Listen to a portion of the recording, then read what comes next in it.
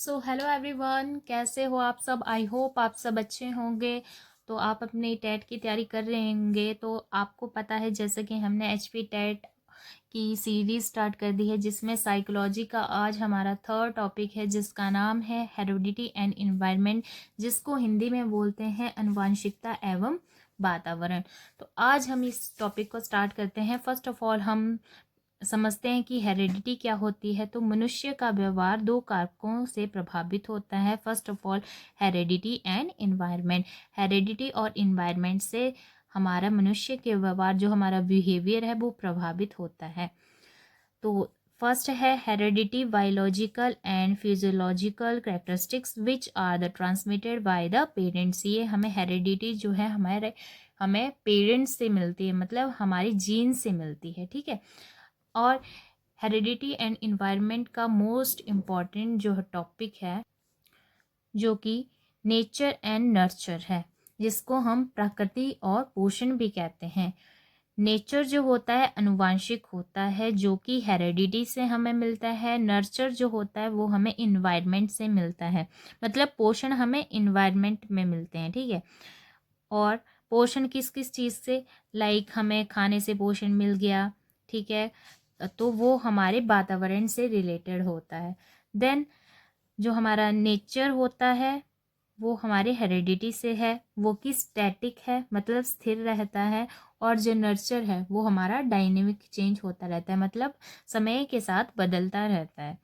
Static static nature जो है वो स्टैटिक होता है। इंट्रा होता है, मतलब इंट्रा क्या होता है, खुद से सीखना, मतलब हम खुद से सीखते हैं इसमें। और ये किसने बोला है, प्याजे ने बोला है। वेरी वेरी इंपॉर्टेंट है, बहुत बार एग्जाम में आता है कि खुद से सीखना। ऐसा कौन सा साइकोलॉजिस्ट है जो कि बोलता है कि बच्चे खुद से सीखते हैं, तो कौन बोलता है, प्याजे। देन इंटर होता है समाज से सीखना, मतलब जो कि हमें समाज के द्वारा सिखाया जाते हैं, नॉर्म्स एंड रेगुलेशन, वो कौन बोलता है, तो कौन बोलता है, वो बोलता है बायगॉस्की। ठीक है। आपने ये याद रखना है। तो आपको आई होप इतना समझ आ गया होगा। सो हेरिडिटी एंड एनवायरनमेंट से मोस्ट इम्पॉर्टेंट जो क्वेश्चन आते हैं, वो मैं आपको सम इम्पॉर्टेंट पॉइंट आपको दिखाऊंगी। तो first of all heredity are innate and they are static present at birth, मतलब बर्थ में ही प्रेजेंट हो जाता है। हेरिडिटी जो हमारी स्टैटिक होती है। बुक हेरिडिटी जीनियस किसने लिखी है, गाल्टन ने लिखी है। फादर ऑफ हेरिडिटी किसको बोला जाता है, जॉन ग्रेगर मेंडल को बोला जाता है। बहुत बार एग्जाम में आता है ये। टोटल नंबर ऑफ क्रोमोसोम भी पूछे जाते हैं कि टोटल नंबर ऑफ क्रोमोसोम कितने हैं, तो 46 हमारे क्रोमोसोम्स हैं। क्रोमोसोम्स पेयर में कितने हैं, होते हैं 23 पेयर होते हैं। ऑटोसम्स कितने होते हैं, मतलब एक समान कितने होते हैं, तो वो 22 होते हैं। और एक सेक्स क्रोमोसोम होता है, दैट वाज 1। ठीक है। मेल में कौन कौन से क्रोमोसोम होते हैं वो मैं आपको बताती हूँ। मेल में होते हैं XY होता है, और फीमेल में जो है XX होता है। ठीक है। तो आपने ये याद रखना है, बहुत बार पूछा जाता है कि मेल में कौन से क्रोमोसोम्स होते हैं और फीमेल में कौन कौन से क्रोमोसोम्स होते हैं। तो मैं आपको ये पॉइंट जो है हाईलाइट भी कर देती हूँ। ठीक है। XY जो है, तो हम इसके आगे लॉ ऑफ हेरिडिटी में पढ़ेंगे समानता का नियम। ठीक है। तो इसमें समानता के नियम में हमें क्या देखने को मिलता है, जैसे कि माता पिता होते हैं वैसे ही बच्चे होंगे। ठीक है। इसमें आपको यही याद रखना है कि अगर माता पिता लंबे होंगे तो बच्चे भी लंबे होंगे। अगर माता पिता का रंग थोड़ा सांवला है तो बच्चे भी सांवले होंगे, मतलब उनमें उनमें समानता का नियम होगा। नेक्स्ट है हमारा लॉ ऑफ वेरिएशन, भिन्नता का नियम।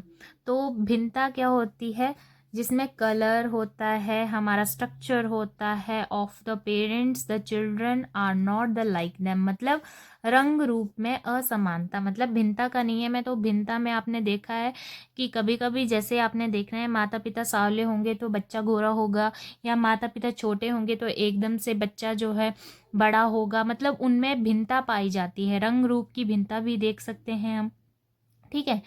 नेक्स्ट है हमारा नेक्स्ट है हमारा लॉ ऑफ रिग्रेशन, मतलब प्रत्यागमन का नियम। इसमें क्या होता है, जिसे तीव्र बुद्धि वाले माता पिता के बच्चे की बुद्धि जो है कम हो सकती है। मतलब जितना, अगर मान लो जो पेरेंट्स हैं वो ज़्यादा पढ़े लिखे हैं या उनमें ज़्यादा बुद्धि है, तो हो सकता है कि बच्चे कम हों, ठीक है। जिनमें प्रतिभा कम हो और माता पिता में प्रतिभा ज़्यादा हो सकती है, मतलब उनमें कोई भी, मतलब ऐसी समानता, मतलब ये जो है माता पिता और बच्चों की बुद्धि के बीच में असमानता को दर्शाता है।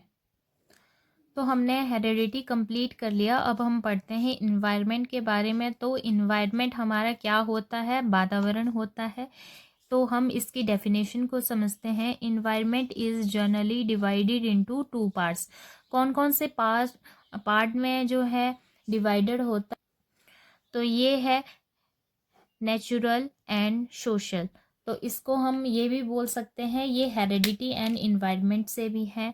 तो नेचुरल भी है ये, और जो सोशल भी है। सोशल हमारा जो कि नर्चर से संबंधित है। नर्चर क्या होता है मैंने आपको बताया है पीछे। नर्चर जो है इन्वायरमेंट से संबंधित होता है, मतलब सोशल। सोशल में हमारा इन्वायरमेंट भी आ जाता है, ठीक है। अब नेचुरल में, नेचुरल इन्वायरमेंट जो होता है around the earth influence a person, वो एक पर्सन से इन्फ्लुएंस हो जाता है। और सोशल जो कि नर्चर से होता है, the person sees around himself, मतलब वो अपने आसपास के वातावरण से जो है इन्फ्लुएंस होता है, मतलब देखता है। सो नेक्स्ट है हमारा डेवलपमेंट जो है वो हेरेडिटी एंड इन्वायरमेंट से इंट्रैक्टेशन करता है, मतलब ठीक है। तो development also known as heredity and environment. तो नेक्स्ट हम पढ़ेंगे environment factor affecting development. Development में कौन कौन से फैक्टर इफेक्ट करते हैं? First of all physical factor, then family, उसके बाद स्कूल एंड टीचर। एक बच्चा जो होता है उसके फिजिकल फैक्टर भी हो सकते हैं, वो अपनी फैमिली से भी इफेक्ट हो सकता है, देन अपने स्कूल्स एंड टीचर के द्वारा भी इफेक्ट हो सकता है। तो साइकोलॉजी के बहुत सारे क्वेश्चन इस टॉपिक से बनते हैं। मैंने आपको A to Z सारे टॉपिक के मोस्ट इम्पॉर्टेंट फैक्ट बता दिए हैं। इनसे अलग पेपर में कुछ नहीं आता है। अगर आपने ये भी पॉइंट्स अच्छे से कर लिए तो आपका टैट में यहीं से क्वेश्चन बनते हैं। मैं आपको टैट की टेस्ट सीरीज भी लगा दूंगी। इन्हीं टॉपिक्स जो मैं आपको पढ़ा रही हूँ इन्हीं से ही क्वेश्चन बनते हैं, ठीक है। तो नेक्स्ट टॉपिक हम पढ़ेंगे टॉपिक नंबर 4, सोशलाइजेशन, ठीक है। सोशलाइजेशन टॉपिक समाजीकरण पढ़ेंगे, वो हम नेक्स्ट क्लास में पढ़ेंगे। तब तक आप ये पॉइंट आप नोट कर लीजिएगा ताकि आपको टेट पास करने में आसानी हो। Thank you.